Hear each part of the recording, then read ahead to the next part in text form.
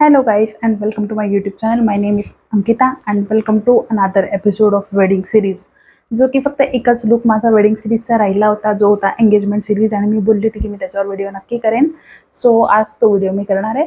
हां, एंगेजमेंटचा व्हिडिओ सगळ्यात पहिला पाहिजे होता, पण मी तेव्हा विचार केला नव्हता की मी एंगेजमेंटच्या लुकबद्दल बोलेन.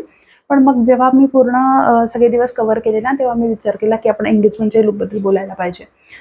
कारण त्या दिवशी 2 लुक होते आणि ते दोनही लुक मी या एकाच व्हिडिओमध्ये कव्हर करणार आहे. सो पहिले मी तुम्हाला सांगते, जर तुम्ही माझी सिरीज नसेल बघितली सो जाऊन बघू शकता.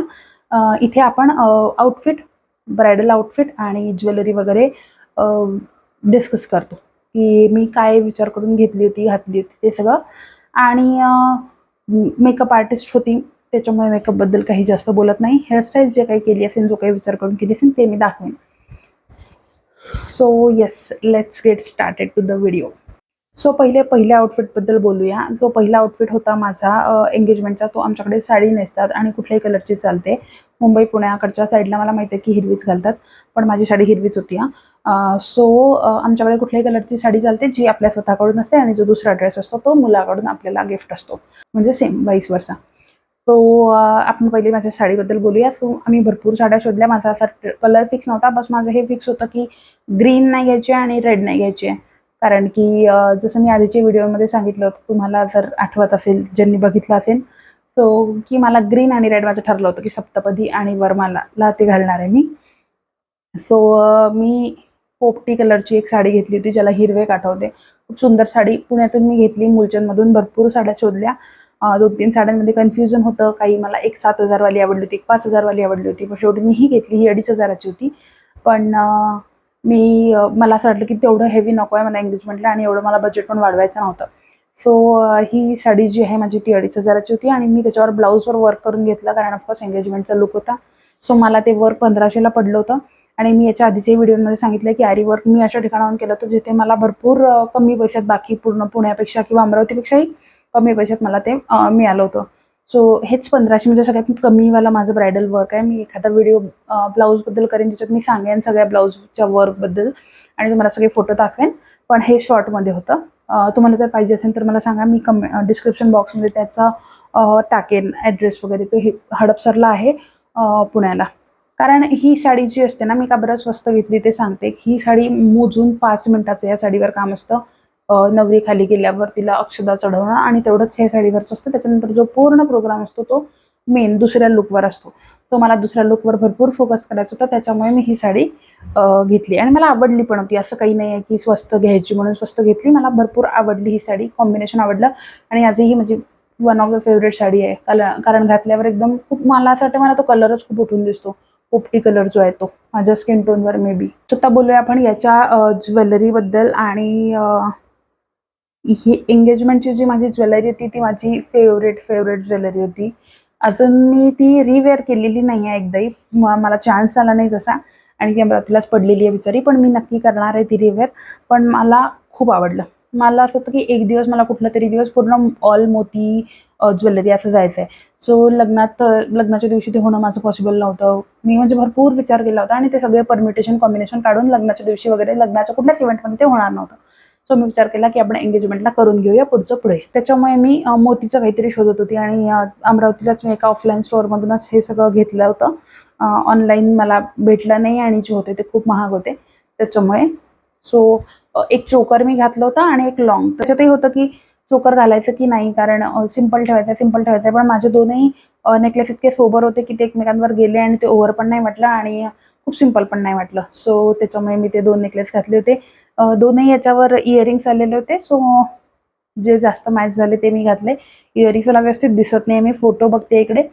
इयरिंग्स मला व्यवस्थित दिसत नाही आहे, पण येस, इयरिंग्स होते. तसेही ते हेअरस्टाईलनी दबले, आणि मिडल पार्टिशन वाली हेअरस्टाईल मी केलेली होती, कारण मला मिडल पार्टिशन सगळ्यात जास्त सूट होतं असं मला वाटते. सो मिडल पार्टिशन मी केलं होतं. त्याच्यानंतर छान छोटीशी नथ घातली होती, कारण ट्रेडिशनल लुक होता. असं मला प्रॉपर असं मराठी वाईब म्हणून ट्रेडिशनल नथ घालायची होती. बांगड्या ज्या होत्या त्या मॅच केल्या होत्या मी दोनही कलरचं कॉम्बिनेशन करून, आणि त्यात तसे वेगळे कडे घातले होते, जे सूट होईल त्या, म्हणजे भरगच्च दिसेल, ब्रायडल लुक येईल माझ्या बांगड्यांना तसं. मेहंदी जी आहे ती मी भरपूर कन्फ्यूज होती पहिले. मला असं वाटलं होतं की मी अशी एवढीच मेहंदी काढते, जशी मी माझ्या तिळव्याला काढली होती, मी फोटो टाकेन त्याचा. सो ती होती माझ्या डोक्यात पहिले. पण मग मला सगळ्यांनी सजेस्ट केलं की एंगेजमेंटला, कारण की आपण रिंग सेरेमनी आहे, सो हातावर जास्त फोकस होतो. सो मेहंदी, नेल्स या सगळ्या गोष्टींना एंगेजमेंटमध्ये तरी टाळू नकोस. सो मी तसंच केलं. मी नेल्स पण करून घेतलेले. मेहंदी पण मी भरगच्च काढली होती. आणि तसंही माझा ट्रेडिशनलच लूक होता. दुसरा जो माझा लेहंगा आहे तो पण सॉर्ट ऑफ ट्रेडिशनलच होता, असा काही वेस्टर्न नव्हता. त्याच्यामुळे मग मी भरगच्च आपली प्रॉपर मेहंदी काढली, नवरीच्या मेहंदीसारखी. आणि तशी मला मेहंदी खूप आवडते काढायला. प्लस एक रिंग घेतली होती मी, खूप सुंदर अशी रिंग. त्या रिंगचा फोटो टाकेन मी. आणि नेल्स करून घेतले होते, सो नेल्स पण दाखवेन. असे नेल्स लाईटमध्येच केले होते, पेस्टल कलर्समध्ये. बाकी तर सगळं बोलली आहे. मला वाटतं मी खूप सुंदर अशा तोरड्या घेतल्या होत्या मिशोवरूनच, पैंजण. सो त्याची माझ्याकडे लिंक असेल तर मी ते टाकेन. फोटो मला माहीत नाही, फोटो पण असेल. आणि सँडल, सो तो फोटो पण टाकेन आणि त्याची लिंक पण टाकेन जर अवेलेबल असेल तर. खूप सुंदर असे ते पैंजण होते. जर तुम्हाला वाटत असेल पायावर फोकस झाला पाहिजे तर तुम्ही ते घेऊ शकता इथे, कारण की एंगेजमेंटमध्ये नवरीचे पाय धुतले जातात. त्याच्यामुळे मग मला माहित होतं की पायाचे फोटो सुंदर येतील, सो मी ते पैंजण घेतले होते. एवढंच आय थिंक मी भरपूर कव्हर केलं आहे पहिल्या लुकबद्दल. आता दुसऱ्या लुककडे आपण वळूया. हेअरस्टाईलचं असं होतं, पहिले माझ्या डोक्यात होतं की मला 2 वेगळ्या हेअरस्टाईल करायचे 2 लुकसाठी, पण टाईम एवढा कमी असतो. सो मला सगळ्यांनी सजेस्ट केलं, स्पेशली माझ्या मेकअप आर्टिस्टने सजेस्ट केलं की आपण 2 साठी नाही जाऊया, एकही व्यवस्थित होणार नाही. सो आपण पहिलेच व्यवस्थित करू आणि एक्सेसरीज वेगळं करू. सो पहिल्याला मला आठवत नाही आता आम्ही मागून काय लावलं होतं किंवा सिंपल ठेवलं होतं. फ्लावर्स लावले होते मे बी, नाही, ज्वेलरी लावली होती may be, I don't remember exactly. पण हां, दुसऱ्याला खूप छान फ्लावर्स आम्ही लावून घेतलेले होते. तो येस, दुसऱ्या लुकचा हा माझा लेहंगा होता, जो खूप प्रिटी लेहंगा होता. बेज कलरकडे मी गेली. मला बरेच सजेशन आले की लाईट कलर घेऊ नको, पण लकीली टचवूड माझ्या इनलॉजकडून तसा एकही सजेशन नव्हता. आम्ही सगळे लोक चॉईस करायला गेलो आणि तो कलर माझ्यावर खूप सूट झाला, सो आम्ही तो घेतला. आणि म्हणजे बेज कलर होता, सो असं वाटतं बेज कलरनी कदाचित डल दिसू शकते. त्या लेवलचं एकदम डेकोरेशन नसते, आपली लाइटिंग नसते की आपला चेहरा उठून दिसेल. पण माझे एंगेजमेंटचे फोटो खूप सुंदर निघाले. माझा लेहंगा खूप सुंदर दिसत होता आणि तो लुक सगळ्यांना खूप आवडला, स्पेशली मला खूप आवडला. सो ते जास्त महत्त्वाचं आहे. आणि तुम्ही पण जर ब्राईड असेल तर मी तर हेच सजेस्ट करेन की स्वतःला काय आवडतंय ते घ्या. 4 लोक 4 गोष्टी बोलतील, पण आपला दिवस आहे, परत येणे नाही आहे. सो बेस्ट जे आपल्याला वाटेल की आपल्यावर सुंदर दिसत आहे, ते भलेही नाही कोणाला सुंदर दिसत, ते आपण तेच घालायला पाहिजे.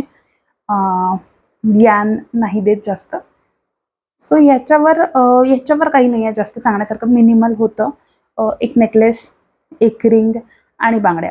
ऑफकोर्स बांगड्या मॅच करून घेतल्या होत्या. त्याच्यात थोडेफार बोल्ड असे, ब्रॉड असे कडे घातले होते मी ब्रायडल लुक येण्यासाठी. नेल्स तर होतेच. लुकमध्ये मी रिंग घातली नाही दोनही हातात, कारण की मला होतं की फक्त माझी एंगेजमेंट रिंगच शाईन करायला पाहिजे. पण अनफॉर्च्युनेटली माझ्या फोटोग्राफरनी माझ्या रिंगचा असा एकही फोटो काढला नाही आहे रिंग घालतानाचा. सो तो फोटो माझ्याकडे नाही आहे. त्याच्यानंतर नेकलेस जे होतं, कारण की माझा ऑल बेज लेहंगा होता आणि त्याच्यावर गोल्डन असं काहीच नव्हतं. म्हणजे खूप असं सिल्वर धाग्यामध्ये किंवा रोज गोल्ड धाग्यामध्ये ते सगळं वर्क केलेलं होतं. सो मला गोल्डनकडे जायचं नव्हतं, कारण की गोल्डन एकटंच असं खूप उठून आलं असतं. सो त्याच्यामुळे आम्ही गोल्डन नाही वेअर केलं. मी रोज गोल्डमध्ये एक ज्वेलरी घेतली जी 2 लेअरची होती, कारण असा छान लीफच्या शेपचा माझा गळा होता ब्लाऊजचा. तर त्याच्यामुळे मी ते 2 लेअरचं नेकलेस घेतलं, जे की सुंदर दिसत होतं खूप.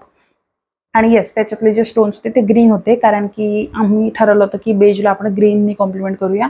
Ring I think so yes, मी दुसऱ्या हातात रिंग घातलेली होती. या हातात काहीच नव्हती घातली. एंगेजमेंट रिंगच्या हातात येते त्या हातात काहीच नव्हती घातली. पण दुसऱ्या हातात जी रिंग घातली होती ती पण आपली ग्रीन स्टोनवाली होती. आणि ऑफकोर्स रेडीमेड लेहंगा होता, ब्लाऊज पण रेडीमेड होतं. सो त्याच्या स्लीव्ज नव्हत्या, त्याला स्लीवलेस होतं ते.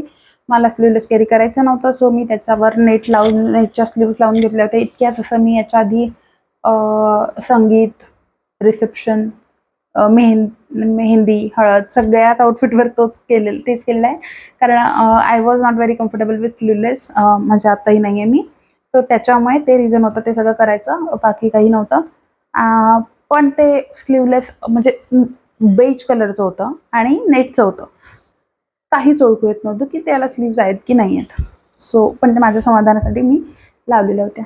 आय थिंक मी हे सगळं कव्हर केलं आहे. पायातले मी तेच राहू दिले होते जे पहिले होते. मला वाटतं मी सगळ्या गोष्टी कव्हर केलेल्या आहेत. सो ठीक आहे, एवढंच होतं. आपण पुढच्या व्हिडिओमध्ये भेटूया. मला सांगा तुम्हाला जर असं काही अजून वेडिंग रिलेटेड पाहिजे असेल व्हिडिओ तर मी ते नक्की करेन. आणि yes, thank so much for watching the video. Please like करा, व्हिडिओला शेअर करा, चॅनलला सबस्क्राईब करा आणि आपण भेटूया पुढच्या व्हिडिओमध्ये. तोपर्यंत बाय बाय.